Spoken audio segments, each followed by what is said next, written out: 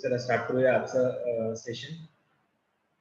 कालच्या सेशन मध्ये आपण factors of economic development economic एन्व्हायरमेंटचे जे काही फॅक्टर्स आहेत जे त्यांचे जे प्रकार जे आहेत त्या प्रकारानुसार त्यांचे जे वेगवेगळे फॅक्टर्स आहेत त्याच्याबद्दल आपण काल डिस्कशन केलेलं होतं. आज आपण पर्टिक्युलर एका इकॉनॉमिक एन्व्हायरमेंट बद्दल चर्चा करूया. Economic environment of business. Business एन्व्हायरमेंटचा जो एक पार्ट आहे इकॉनॉमिक एन्व्हायरमेंट त्याच्याबद्दल आपण आज इथे चर्चा करूया थोडीशी. तर चला सुरुवात करूया. इकॉनॉमिक एन्व्हायरमेंट कुठला आहे तर आपण जे बिझनेस एन्व्हायरमेंटचे पार्ट केले होते इंटरनल एक्सटर्नल आणि एक्सटर्नलचे दोन पार्ट मायक्रो आणि मॅक्रो. मॅक्रो मधला जो इकॉनॉमिक डेव्हलप पॉइंट आहे हा मॅक्रो एन्व्हायरमेंट जे आहे मॅक्रो बिझनेस एन्व्हायरमेंटचे जे दोन पार्ट केले ते आपण त्या दोन पार्ट मधला एक पार्ट जो आहे तो इकॉनॉमिक आहे आणि दुसरा आहे नॉन इकॉनॉमिक. तर या इकॉनॉमिक वाल्या पार्टला आपण थोडंसं आज डिस्कस करूया. ठीक आहे, चला सुरुवात करूया. Economic development, economic environment. Economic कारण आज कसं इकॉनॉमिक डेव्हलपमेंट आणि इकॉनॉमिक एन्व्हायरमेंट हे दोन्ही पार्ट तुम्हालाच आहेत. कारण 6th सेमला इकॉनॉमिक डेव्हलपमेंट आहे आणि 5th सेमला इकॉनॉमिक एन्व्हायरमेंट आहे. ठीक आहे, तर इकॉनॉमिक एन्व्हायरमेंट आपण पाहूया. Economic environment of a business consist all national as well as international economic factors that influence the business in a country. Economic environment मध्ये काय इन्क्लूड होतं तर देशाच्या इकॉनॉमिक परिस्थितीच्या व्यतिरिक्त इंटरनॅशनल लेवलवरती जी इकॉनॉमिक फॅक्टर्स आहेत त्यांचा देखील समावेश या इकॉनॉमिक एन्व्हायरमेंट मध्ये होतो. म्हणजे इकॉनॉमिक एन्व्हायरमेंट मध्ये कुठल्या कुठल्या इकॉनॉमिक फॅक्टर्स इन्क्लूड होतो तर नॅशनल लेवलवरच्या इकॉनॉमिक फॅक्टरचा त्याच्यासोबतच इंटरनॅशनल लेवलवरती जे इकॉनॉमिक फॅक्टर्स आहेत या दोघांचाही समावेश, या दोघांचाही प्रभाव जो आहे तो एका कंट्रीच्या बिझनेसवरती होतो. म्हणून या दोघांचाही समावेश इकॉनॉमिक एन्व्हायरमेंट मध्ये केला जातो. It is classified into domestic, national and global, otherwise international environment. हे जे इकॉनॉमिक एन्व्हायरमेंट आहे याला तीन प्रकारामध्ये किंवा दोन प्रकारामध्ये डिवाइड केले जाऊ शकते. एक तर नॅशनल इकॉनॉमिक एन्व्हायरमेंट, दुसरं इंटरनॅशनल इकॉनॉमिक एन्व्हायरमेंट किंवा नॅशनलला दुसरा शब्द आहे domestic. Okay, domestic economic environment किंवा ग्लोबल इकॉनॉमिक एन्व्हायरमेंट. इथे जो शब्द दिले इथे कन्फ्युज होऊ नका. इट इज क्लासिफाईड इनटू, याने याचं मिनिंग काय होतं, इकॉनॉमिक एन्व्हायरमेंटला क्लासिफाईड केलं जातं दोन प्रकारामध्ये. कसं, एक तर डोमेस्टिक आणि दुसरा आहे ग्लोबल. डोमेस्टिक या शब्दाच्या ऐवजी तुम्ही नॅशनल हा शब्द यूज करू शकता. नॅशनल इकॉनॉमिक एन्व्हायरमेंट किंवा global economic environment. The both are important in strategic nature. हे दोन्हीही व्यवहारात्मक पद्धतीने महत्त्वाचे आहेत एखाद्या व्यवसायाच्या दृष्टिकोनातून.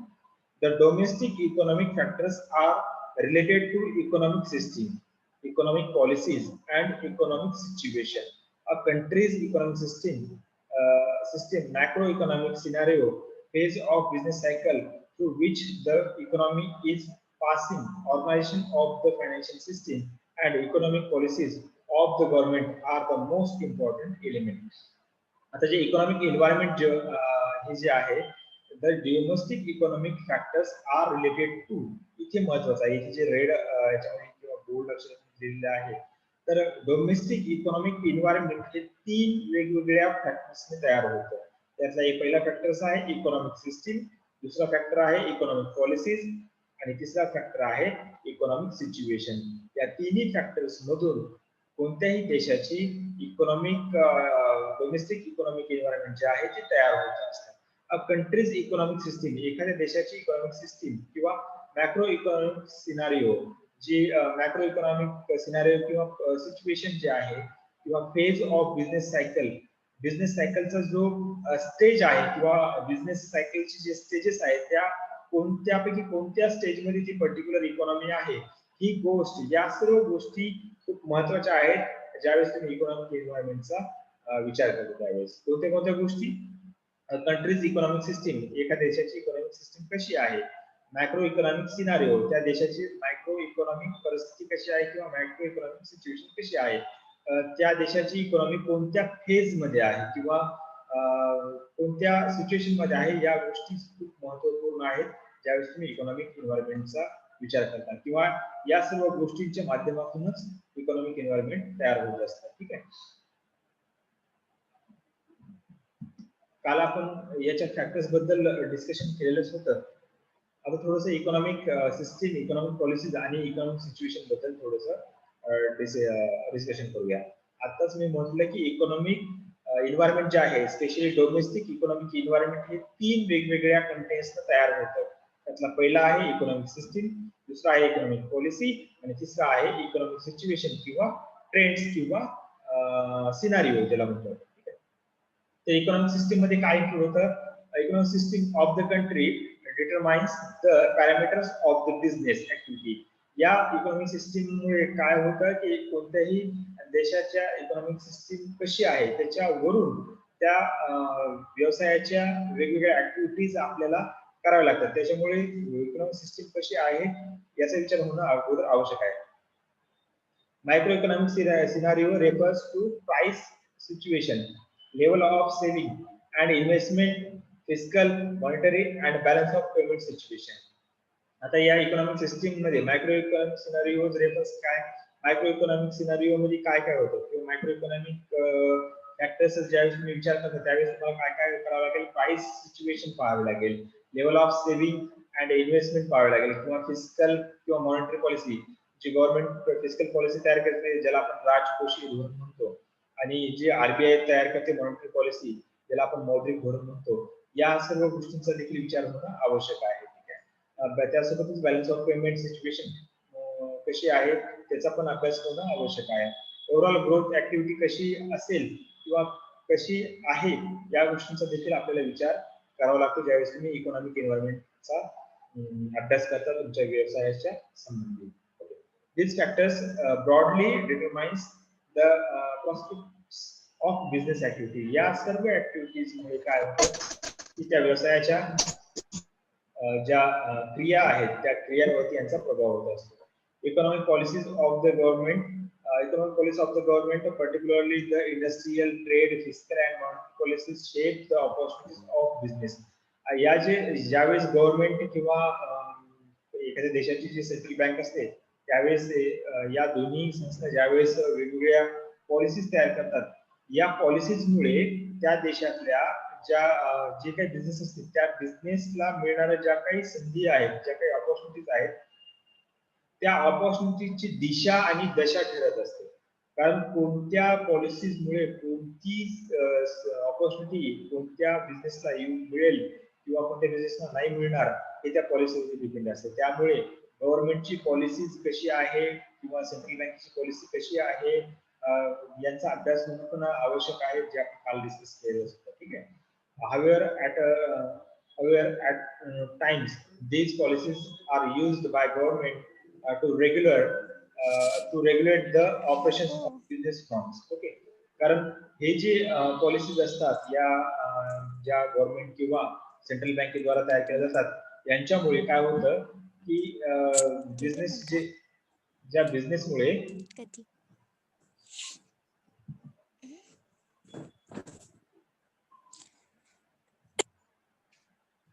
मगाचा झाला हा दुसरा असून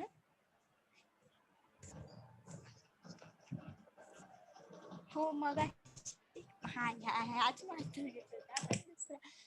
आज तुमचा आवाज बंद करा. जे तुम्ही फोनवर बोलताय ना ते त्याच्यामुळे सगळे डिस्टर्ब होत आहेत. क्लास बंद झाला तर म्हटलं काय म्हणते. हा थर्ड इयरचा क्लास आहे. तुम्ही जर फर्स्ट इयरचा असेल तर त्यांनी लॉग आउट व्हा. फायनल इयरचा क्लास आहे हा.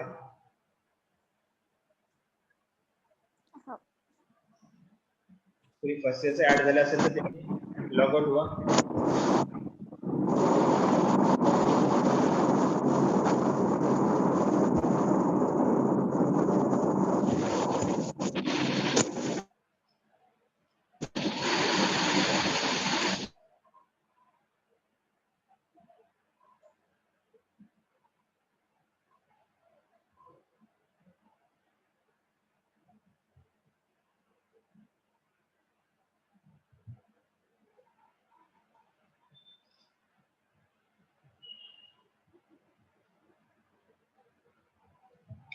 जर कोणी या क्लासमध्ये जर फर्स्ट इयरचे जर कोणी ऍड झाले असतील तर त्यांनी हा क्लास सोडून जावा, कारण हा फायनल क्लास आहे.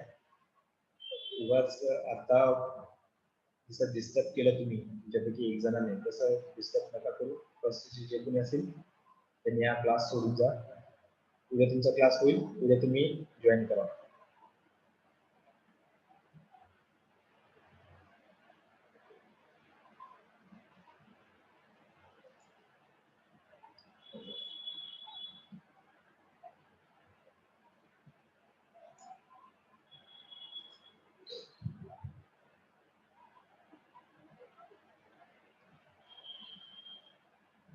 Next आहे economic situation or trend.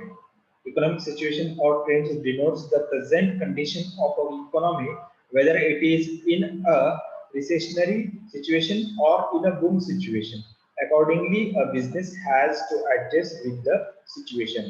कारण कोणत्याही ज्यावेळेस तुम्ही इकॉनॉमिक एन्व्हायरमेंटचा विचार करता त्यावेळेस तुमच्या बिझनेसची सिच्युएशन कशी आहे ही त्या देशाची इकॉनॉमीची सिच्युएशन कशी आहे यावर डिपेंड असते.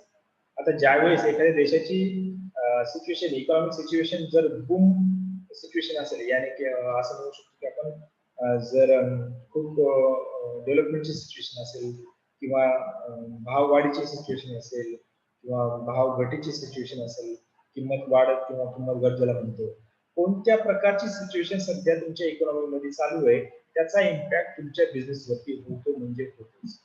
त्याच्यासाठी तुम्हाला येणाऱ्या भविष्यामध्ये कोणत्या प्रकारची सिच्युएशन येऊ शकेल याचा अंदाज, पूर्व अंदाज लावणं आवश्यक आहे. इकॉनॉमिक सिच्युएशनला कॅप्चर जर तुम्हाला करता आलं तर तुम्हाला येणाऱ्या भविष्यातील येणाऱ्या संधी आणि भविष्यातील येणारे चॅलेंजेस याला तुम्ही चांगल्या पद्धतीने फेस करू शकता. त्यामुळे ज्यावेळेस तुम्ही तुमचा बिझनेस रन कराल आणि ज्यावेळेस तुम्हाला इकॉनॉमिक एन्व्हायरमेंट बद्दल तुम्ही स्टडी कराल त्यावेळेस तुम्हाला या सर्व गोष्टींचा अभ्यास करणं आवश्यक आहे. या सर्व गोष्टींमुळे तुमचा बिझनेस कशा पद्धतीने तुम्हाला रन करायचा आहे, ज्या पद्धतीने तुम्हाला रन करायचा आहे किंवा ज्या उद्देशाने तुम्हाला तुमचा बिझनेस रन करायचा आहे त्या पद्धतीने तुम्ही करू शकता जर तुमच्याकडे हा पूर्ण नॉलेज असेल या इकॉनॉमिक एन्व्हायरमेंट. ठीक आहे. नेक्स्ट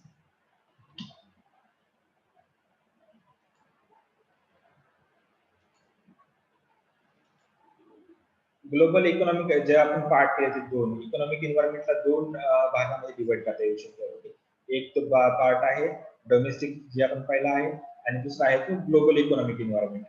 आता हे जागतिक आर्थिक पर्यावरण ज्याला म्हणतो आपण, जागतिक आर्थिक पर्यावरण.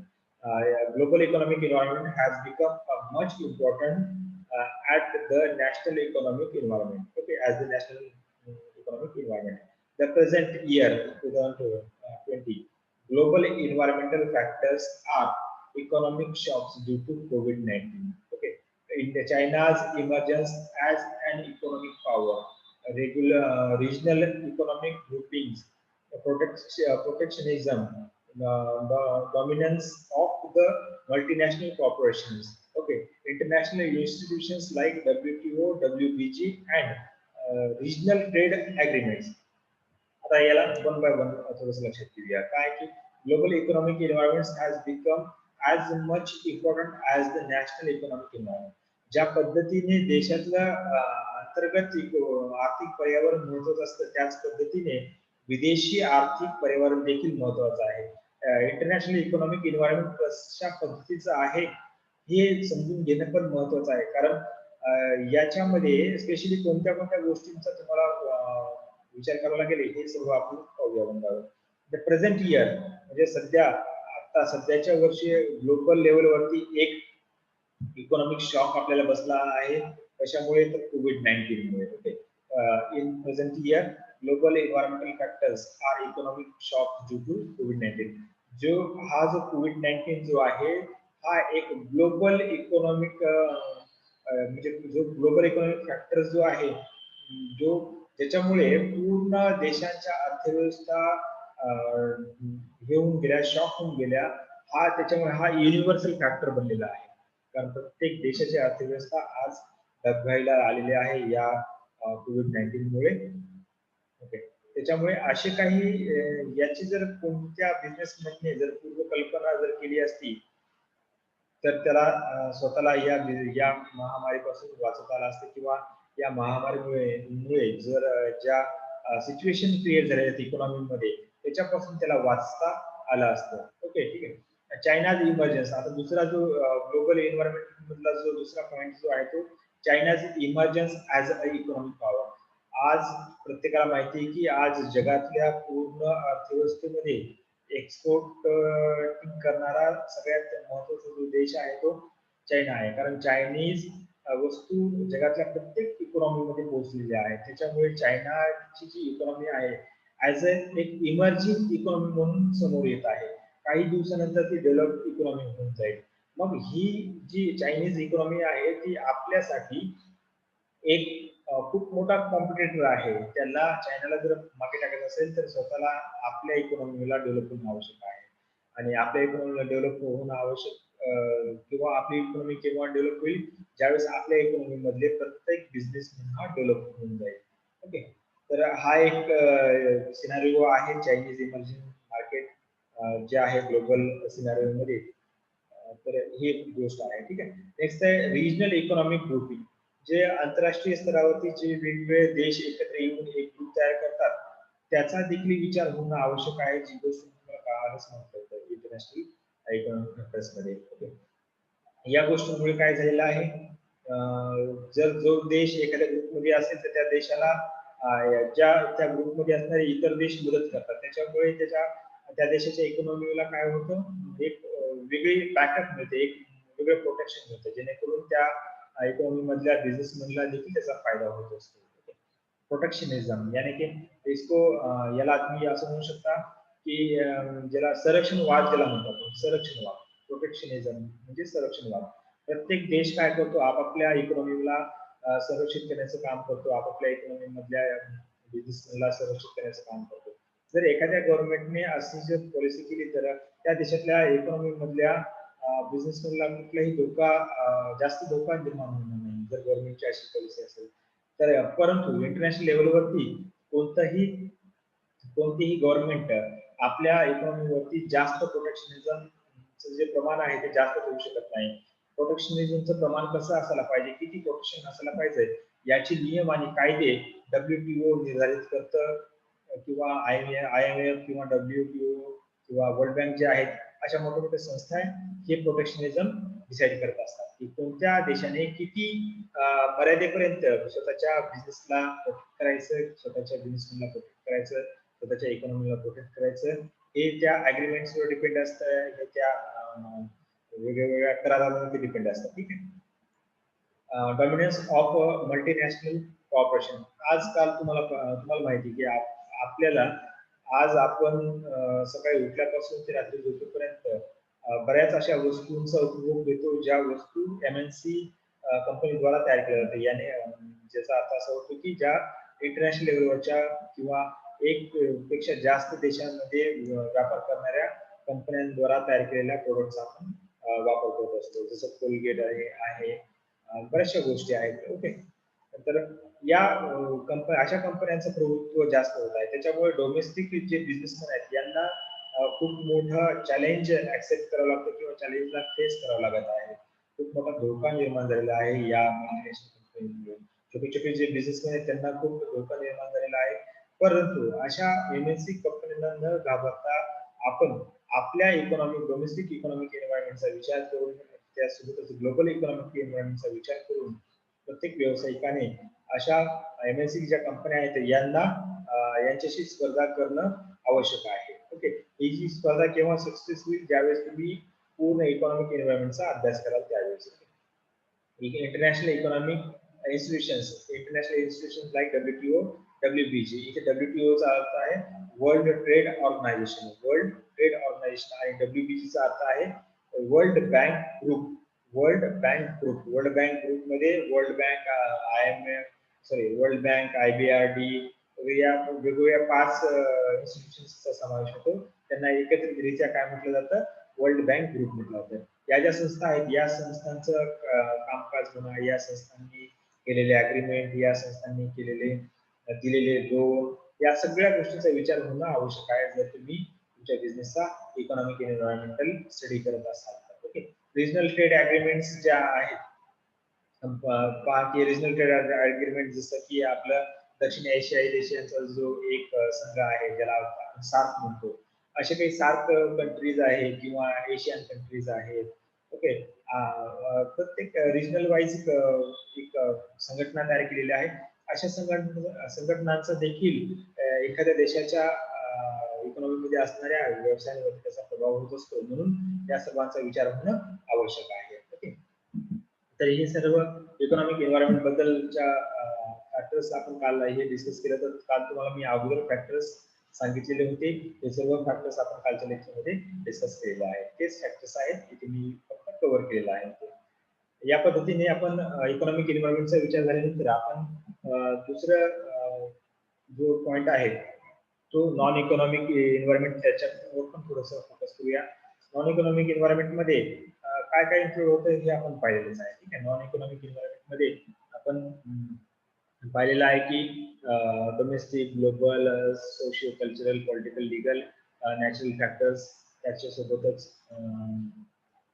टेक्नॉलॉजिकल फॅक्टर्स, इंटरनॅशनल फॅक्टर्स, हे सर्व पार्ट्स आहेत किंवा प्रकार आहेत या नॉन इकॉनॉमिक बिझनेस एन्व्हायरमेंटचे.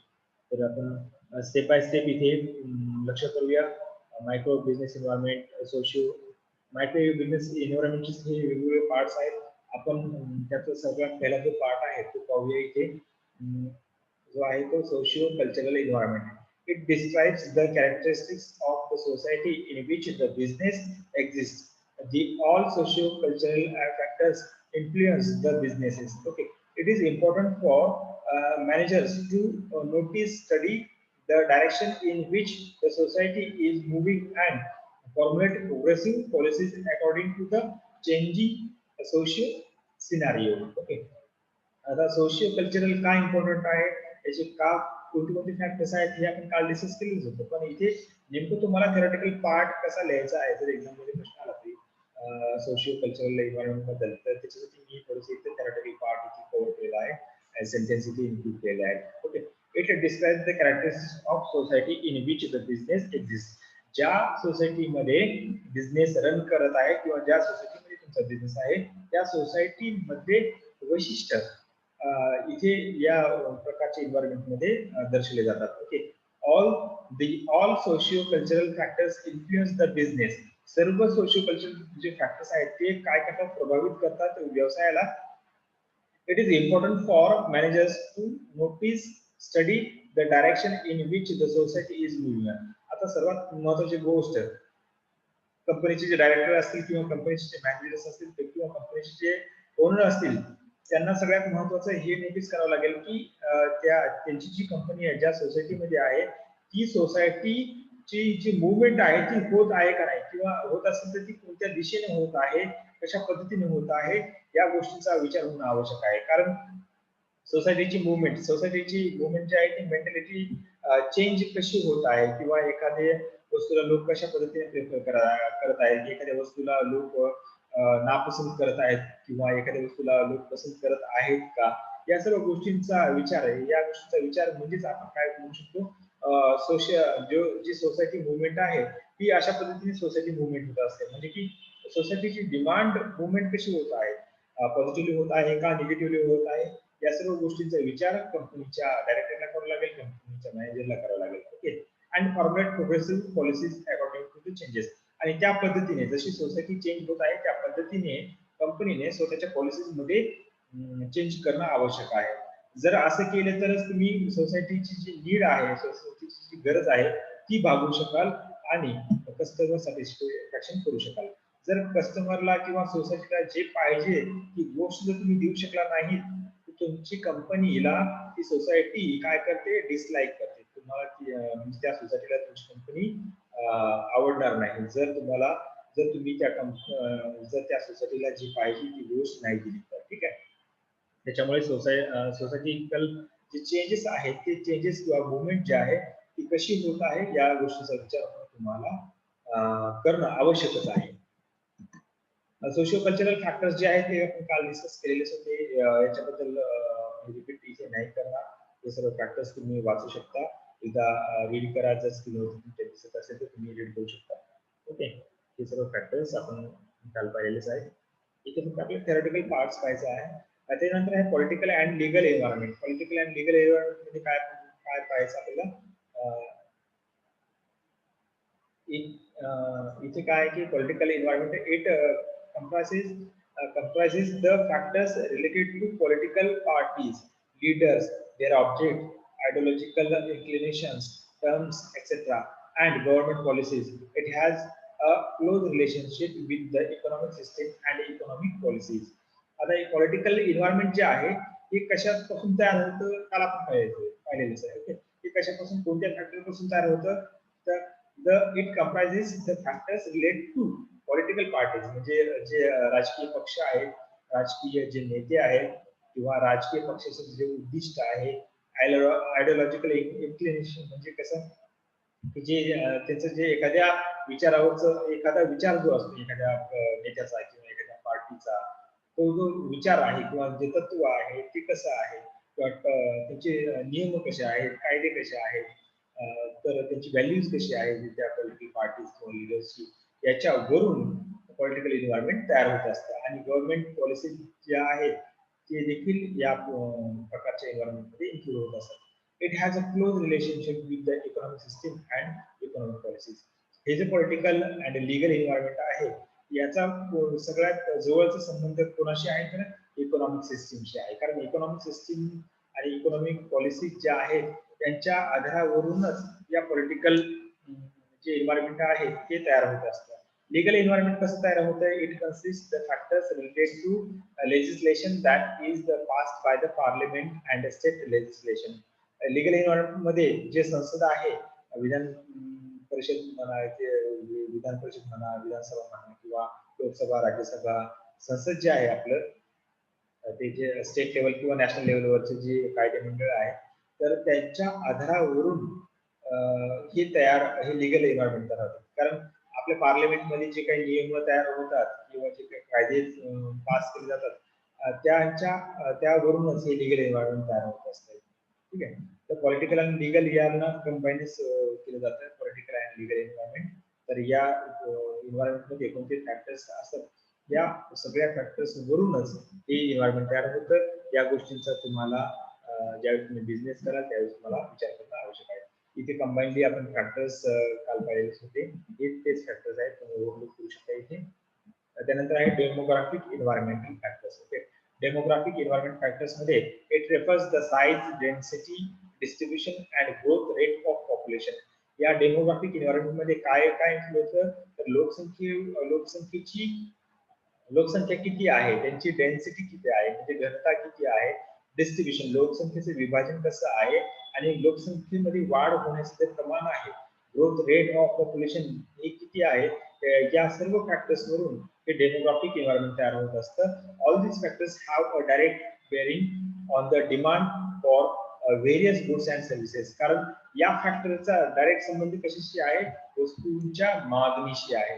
एखाद्या कंपनीच्या वस्तूची मागणी केव्हा वाढते, ज्यावेळेस डोमेस्टिक डेमोग्राफिक जे इन्व्हायरमेंट आहे त्यामध्ये स्पेशली जी पॉप्युलेशन साईज आहे किंवा रेट ऑफ पॉप्युलेशन जो आहे तो जर सतत वाढत गेला तर काय होईल, त्या पर्टिक्युलर जे प्रॉडक्ट आहे त्या प्रॉडक्टची डिमांड वाढत जाईल. एखाद्या एरियामध्ये सपोज की आज वणीमध्ये जर समजा 10 लाख लोकसंख्या आहे आणि अचानक 1 महिन्यानंतर समजा ती 20 लाख झाली, तर ऑटोमॅटिकली काय होईल, वणीमध्ये जी काही डिमांड आहे ती डिमांड वाढ येऊन जाईल, कारण इथे लोकसंख्या वाढलेली आहे. तर लोकसंख्येचा डायरेक्ट इम्पॅक्ट कशावरती होतो तर वस्तूंच्या मागणीवरती होतो. ठीक आहे, त्याच्यामुळे लोकसंख्या किती वाढत आहे, कशा पद्धतीने वाढत आहे, कोणत्या एरियामध्ये लोकसंख्या जास्त आहे, लोकसंख्येचं विभाजन कसं करण्यात आलेलं आहे, या सर्व गोष्टीचा विचार तुम्हाला या डेमोग्राफिक एन्व्हायरमेंट मध्ये करणं आवश्यक आहे. याच्यामुळे काय होईल, तुम्हाला तुमच्या कंपनीच्या वस्तूची डिमांड जी आहे तिचा त्याबद्दल अंदाज व्यक्त करता येऊ शकेल.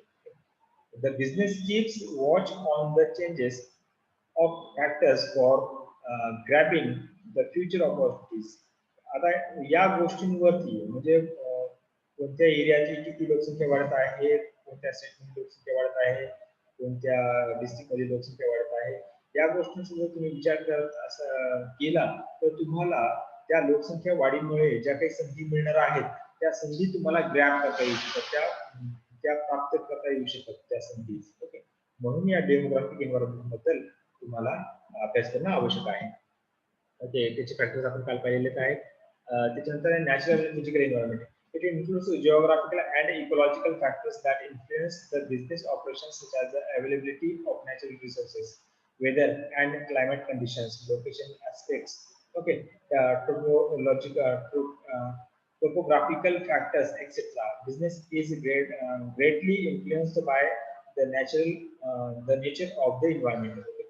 Natural or physical environment याच्यामुळे पण कारण या एन्व्हायरमेंटचा विचार करणं का आवश्यक आहे, कारण तुम्हाला जे रॉ मटेरियल जे मिळणार आहे ते नेचर पासूनच मिळत असतं.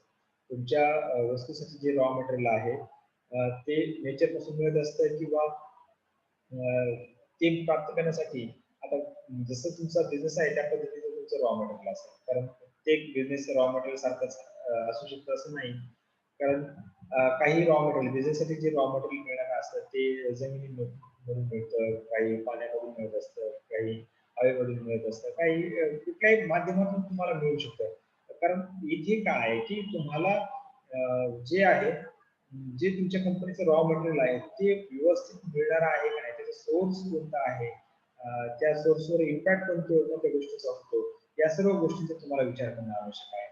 कारण इथे जसा बिझनेस असेल त्या पद्धतीने तुम्हाला जिओग्राफिकल आणि इकॉलॉजिकल फॅक्टर्स निर्धारित करावे लागतील आणि तसं तुम्हाला तुमच्या व्यवसाय संदर्भात विचार करावा लागेल. ठीक आहे, कारण इथे तुमच्या व्यवसायावर हवामानाचा असेल, हवामान बदलाचा असेल किंवा लोकेशनचा असेल, लोकेशन ऍस्पेक्ट, या सर्व गोष्टींचा प्रभाव होत असतो. कारण आपल्या इथलं गरम वातावरण आहे, जर तुम्ही इकडे वरी जाल हिमाचल प्रदेश किंवा उत्तराखंडमध्ये तर तिथे थंड वातावरण आहे. या वातावरणाचा इफेक्ट देखील व्यवसायावरती होत असतो. अशा वातावरणामुळे आपल्या व्यवसायावरती काय परिणाम होतो या साऱ्या सगळ्या गोष्टींचा देखील तुम्हाला विचार करणं आवश्यक आहे, जर तुम्ही या नॅचरल किंवा फिजिकल एन्व्हायरमेंटचा जर विचार कराल तर. हे आहेत सर्व फॅक्टर्स नॅचरलचे. टेक्नॉलॉजिकल मध्ये तुम्ही हे रेडी करू शकता. कारण 1 मिनिट बाकी आहे, हा पॉईंट इथे आपला कव्हर होईल. कारण टेक्नॉलॉजिकल मध्ये तुम्ही वाचू शकता. काल आपण टेक्नॉलॉजिकलचं पूर्ण एक्झाम्पल देऊन मी तुम्हाला काल एक्सप्लेन केलं होतं. या